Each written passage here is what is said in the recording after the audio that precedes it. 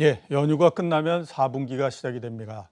4분기에는 뭐 여러 가지 재료가 있겠지만 역시 가장 관심을 끄는 것은 단연 미국의 대선일 겁니다. 미국 대선이 경제는 물론 주식시장과 종목에까지 영향을 줄 것이다 라고 하는 전망 때문에 그런데요. 그래서 오늘은 시장에서 보는 미국 대선의 영향에 대해서 알아보는 시간을 갖도록 하겠습니다. 김두원 KB증권 이코노미스트 나오셨습니다. 안녕하세요. 안녕하세요. 예. 자, 먼저 가장 앞에 있는 것부터 한번 좀 여쭤봐야 될 것 같습니다. 이번 주에 미국 대선이 첫 번째 TV 토론이 있습니다. TV 토론의 전망, 여기에서 주로 나올 수 있는 얘기 어떤 게 있는지 한번 좀 정리해 주시겠습니까? 네, 모두에 말씀 주셨던 것처럼 4분기의 가장 중요한 이벤트가 미국 대선입니다. 예. 한국 시각으로 11월 3일 날 예정돼 있고요. 그에 좀 앞서서 총 3번에 걸쳐서 TV 토론회가 시작되는데 특히 이번 주에는 거의 첫 번째 단추이죠. 첫 번째 TV 토론회가 시작됩니다. 한국 시각 기준으로 보면 9월 30일 오전 10시부터 한 11시 반까지 90분에 걸쳐서 시행될 예정이고요. 여러 가지 논의거리들이 있습니다. CNBC 보도에 따르면 이번 TV 토론회는 6가지 주제들이 이미 선정된 상태이고 경제적인 부분, 코로나19 부분, 또한 인종차별, 그 외에 선거의 불확실성, 더 나아가서 두 후보의 과거의 행적들이 쭉 다뤄질 텐데 개인적으로 주목하는 부분은 최근에 이슈가 좀 되고 있죠. 불복 가능성입니다. 코로나19로 인해서 우편 투표율이 상당 부분 높게 진행되고 있고요. 특히 트럼프 대통령은 이 우편 투표의 신뢰성에 대해서 상당 부분 소송도 불허하지 않겠다라는 입장입니다. 즉 결과를 받아본 이후에 상당 부분 분쟁이 나타날 소지가 있다는 측면에서 주목할 부분인데요. 미국의 관련 법들을 보니까 1887년에 이 승계법이 제정됐습니다. 예. 간단히 말씀드리면 특별한 상황 시 각 주는 그 선거 결과를 각 주에다 위임하는 특정 법인데 이 법에 따르면 만약에 11월 3일 날 대선 결과 이후에 어떠한 특정 후보가 이에 이의를 제기하고 그 가운데 불복이 이뤄진다고 한다면 러프하게 말씀드리면 적어도 내년 1월 20일까지 예. 즉 한 2달여가량 이 대선 관련 불확실성이 지속될 가능성이 있어서 이 불복 가능성이 특히 이번 TV 토론회에 대해서 양 후보가 어떻게 다룰지가 저희가 초미의 관심사다라고 할 수 있겠습니다. 예. 잠깐 아무튼 보충으로서 말씀을 드리면 월가에서 지금 미국 대선과 관련해서 제일 두려워하는 것이 뭐냐면 불복 가능성입니다. 그러니까 그 전에는 뭐 바이든 후보가 되느냐, 트럼프 대통령이 다시 재선이 되느냐 이런 얘기가 있었지만 지금은 거기에 대해서는 별로 그렇게 이제 그게 어떤 쪽이 당선이 된다고 해서 주가에 크게 유리할 거다 이런 것 얘기는 잘 안 나오고요. 가장 두려워하는 거는 이제 불복의 가능성 이 부분들에 대해서 가장 두려워하고 있는데 불복 가능성이 왜 제기되고 있냐 하면 이번에 우편 투표가 전체 투표의 한 20% 정도가 됩니다. 근데 이 우편 투표를 모두 다 개봉하는 데까지 시간이 2주 정도가 걸리기 때문에 그 기간 동안에는 언제든지 이 대통령 당선자가 바뀔 수 있는 그런 상태가 되는 거고요. 만약에 이게 불복한다라고 하게 되면 어떻게 되느냐? 최후로 가게 되면 주에서 한 명씩을 선정을 해가지고 대통령을 이제 선출하게 되는데 지금 미국의 50개 주에서 주별로서 따지게 되면 공화당이 26개 주고 민주당이 24개 주이기 때문에 이러면 또 투표했던 거하고 또 성향이 안 맞는 수가 있고 여기에서도 결판이 안 나게 되면 연방 대법원으로 넘어가 버리는 형태가 됩니다. 그래서 이번에 이제 연방 대법원을 누가 선정을 하느냐 하는 거를 놓고 지금 계속 얘기가 되고 있는 것이 새로운 연방 대법관을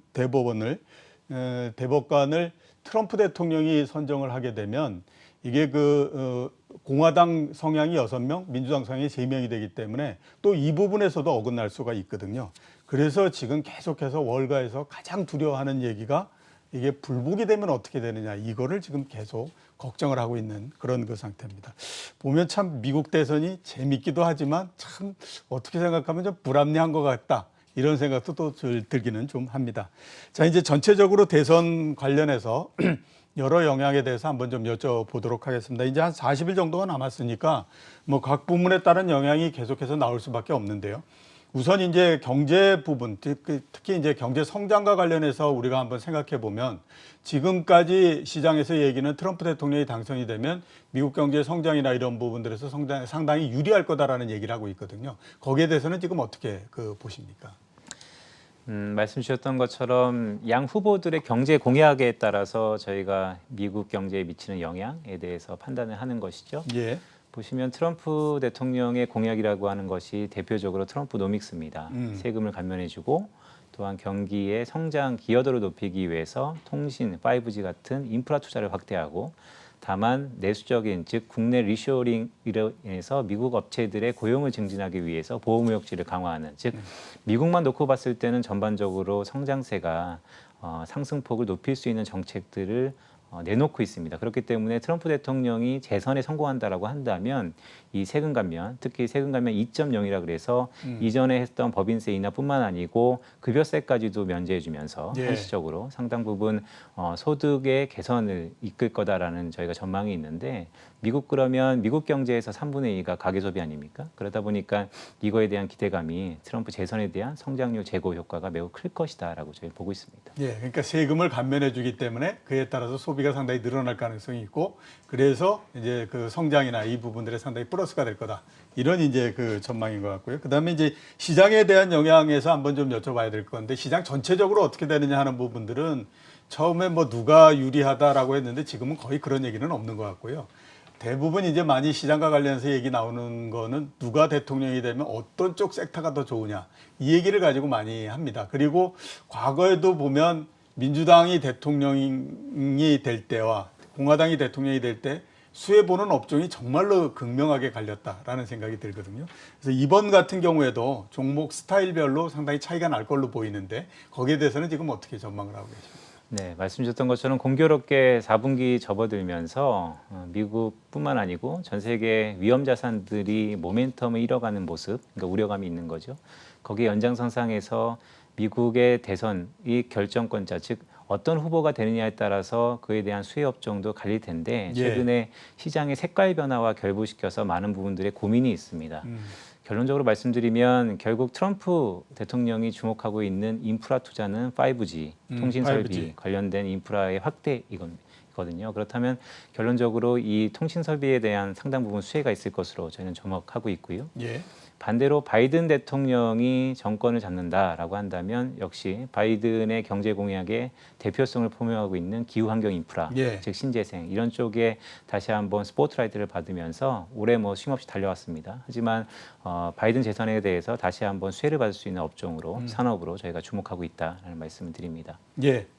트럼프 대통령이 당선이 될 경우에는 5G 통신 관련한 부분 이게 좀 유리할 걸로 보이고 바이든 후보가 당선이 되게 되면 기후와 그다음에 신재생 부분 이 부분들이 좀 유망하다 이렇게 이제 말씀을 해주셨어요. 과거하고는 상당히 많이 달라진 것 같습니다. 옛날에는 공화당이 되면 정유를 비롯해서 국방, 유틸리티 이런 것들이 좋고 그다음에 민주당이 되면 IT가 좋고 그다음에 금융이 좋고 뭐 이런 얘기를 했었는데 이제는 확실히 좀 많이 달라진 것 같다 이런 생각이 드네요. 자, 이제 금리에 대해서 한번 좀 여쭤보도록 하겠습니다. 앞에서 그 경제 말씀하실 때에 트럼프 대통령이 되면 이제 세금을 깎아주고 이렇게 한다라고 얘기를 했기 때문에 그거를 우리가 이렇게 유출해 보면 반대로 됐을 때 민주당 같은 경우에는 그러면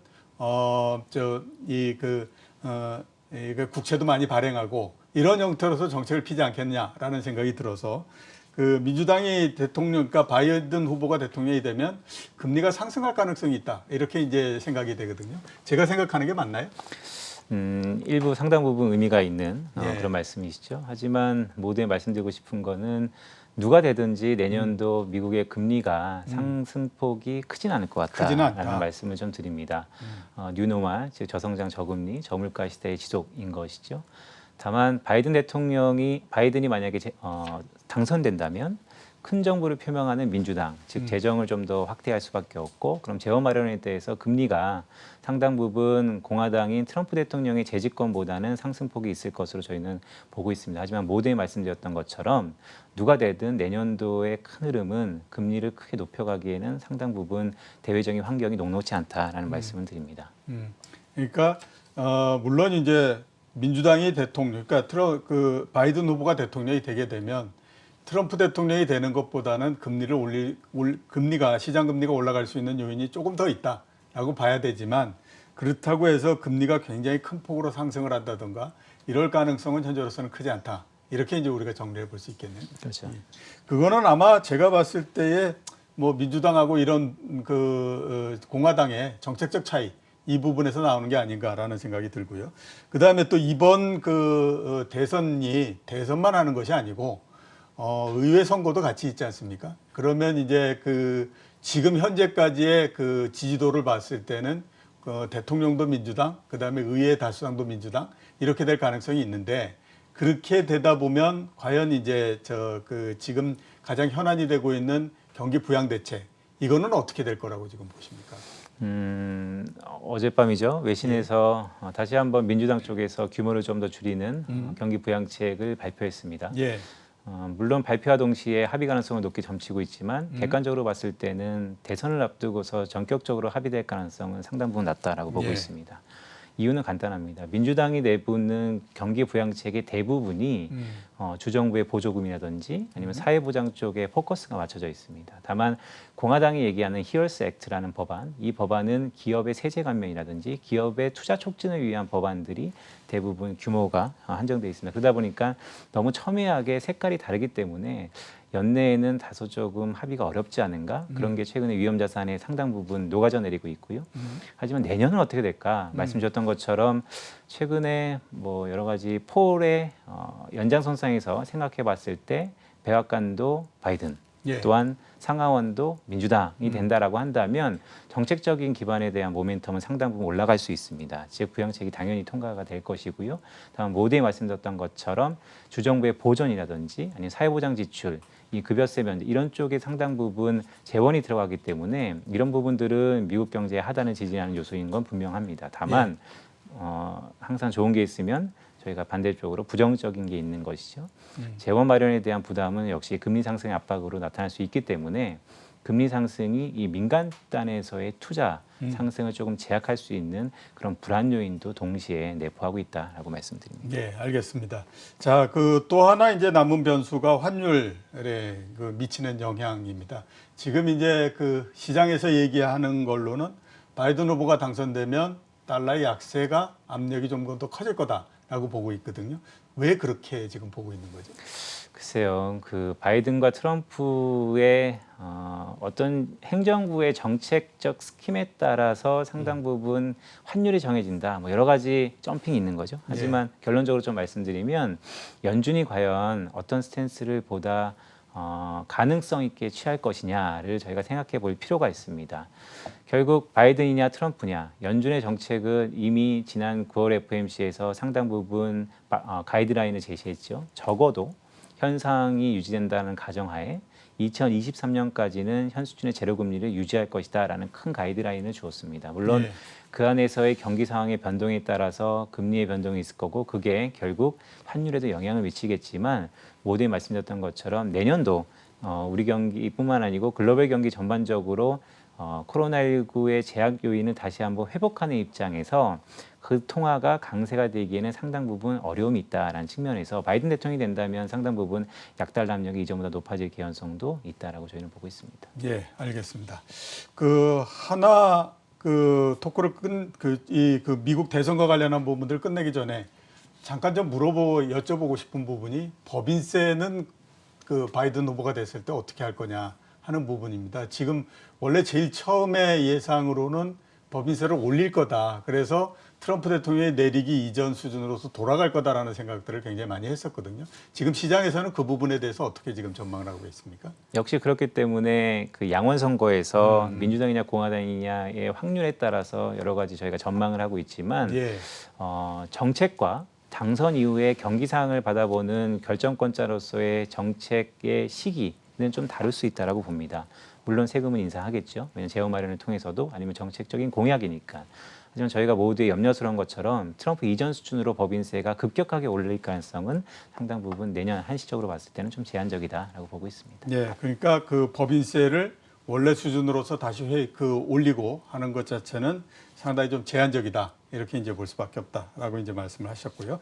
자, 우선은 아무튼 그 미국 대선과 관련한 부분들은 요 정도로서 우리가 정리를 해보고 그 다음에 이제 그 경제로 넘어가서 한번 좀 여쭤보도록 하겠습니다. 지금 이제 좀 지나면 미국에서 3분기 성장률도 나올 거고요. 그 다음에 3분기 성장률이 나오게 되면 4분기 성장 이거에 대한 전망도 나오고 할 텐데, 자, 지금 그 시장에서 전망하는 걸로는 3분기 성장률이 30%대 정도 될 거다 이렇게 이제 전망을 하고 있거든요. 거기에 대해서는 어떻게 가능성을 어떻게 지금 보십니까? 매우 리즈너블한 전망입니다. 그러니까 실현 가능성이 있다라고 보고 있고요.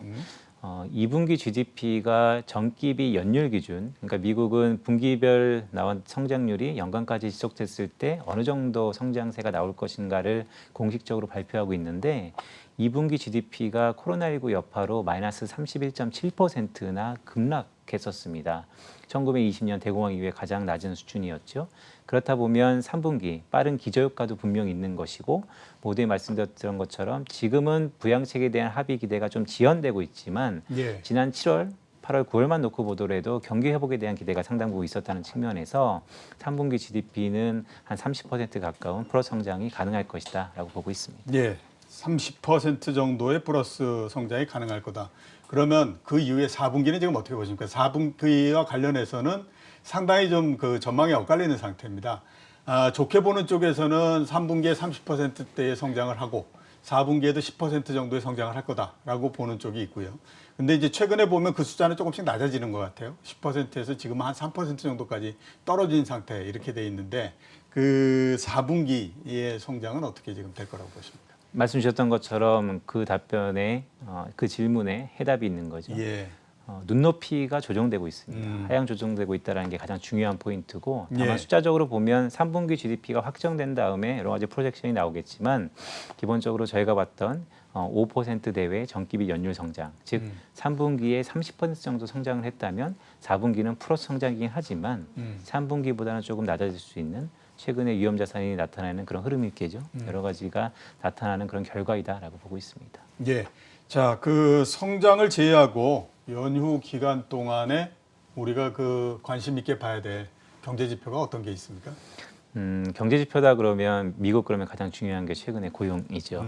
9월 FOMC 프로젝션, 즉 연준이 바라보는 전망치에서 9월 달에 가장 많이 조정된 것이 또 실업률입니다. 예. 7.6%까지 연말에 실업률을 낮춰 잡았기 때문에 현재 8월 달 기준 미국의 실업률이 공식적으로 8.4%. 그러다 보니까 과연 9월 달에 실업률이 어느 정도까지 내려갈 수 있느냐. 또한 모두에 말씀드렸던 것처럼 코로나19 재확산에 대한 우려도 분명히 있기 때문에 예. 이 신규 새롭게 나타나는 일자리 수가 얼만큼 증가할 수 있냐가 초미의 관심사인데 지난 8월 달부터는 그 상승폭 자체가 조금 둔화될 거다라고 보고 있습니다. 예. 그러니까 고용 지표 그 금요일 날 나오는 거죠. 맞습니다. 가장 아무튼 관심이 있기 때문에 그 지표를 좀 주목해서 보셔야 된다. 이렇게 이제 말씀을 하셨고요. 제 경험으로는 아무튼 추석 연휴 때는 참 여러 가지 일들이 많이 일어났었습니다. 참 희한한 게 똑같이 연휴인데도 그 설 연휴 때는 별로 그렇게 큰 일이 발생했던 경우가 없었던 것 같은데 추석 연휴 때는 정말로 많은 일들이 발생을 하기 때문에 그래서 연휴의 기간이 길면 길수록 저는 좀 겁이 납니다. 자, 그 오늘 나와주셔서 대단히 감사합니다. 고맙습니다. 예, 지금까지 김두원 KB증권 이코노미스트였습니다.